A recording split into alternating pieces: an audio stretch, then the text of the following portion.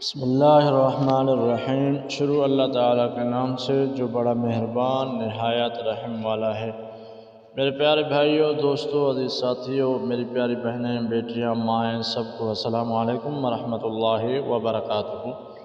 ناظرین، آج میں آپ کو ایک ایسا وظیفہ بتانے والا ہوں۔ آپ نے یہ تسبیح رات کو پڑھنی ہے۔ یہ وہ تسبیح ہے جو عبد القادر جیلانی پیران پیر پڑھتے تھے، اور وہ اس وظائف کو کثرت کے ساتھ پڑھتے تھے۔ آپ نے بھی اس کا مکمل دھیان سے طریقہ سننا ہے اور اس کو پڑھنا ہے۔ اللہ تعالیٰ کی ذات اتنا دولت عطا فرمائے گا، آپ سوچ کے حیران ہو جائیں گے۔ اس ویڈیو کو آپ نے کمپلیٹ دیکھنا ہے اور طریقہ کار کو سمجھنا ہے۔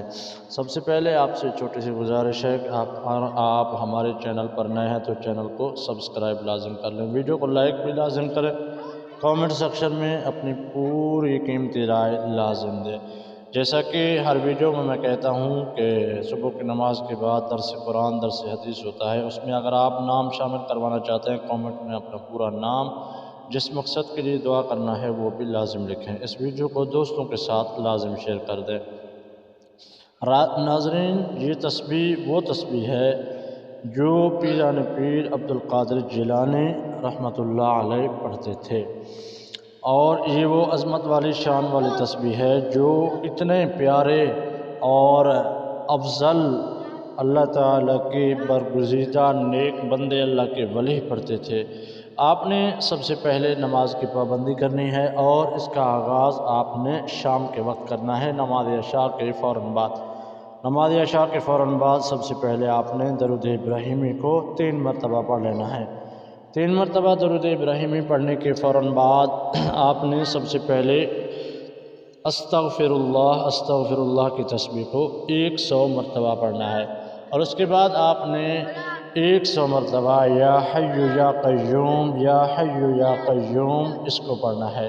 100 مرتبہ پڑھنے کے فوراً بعد آپ نے پھر ایک اور تسبیح پڑھنی ہے، وہ یا رزاق یا غفار، اس کو بھی آپ نے 100 مرتبہ پڑھنا ہے۔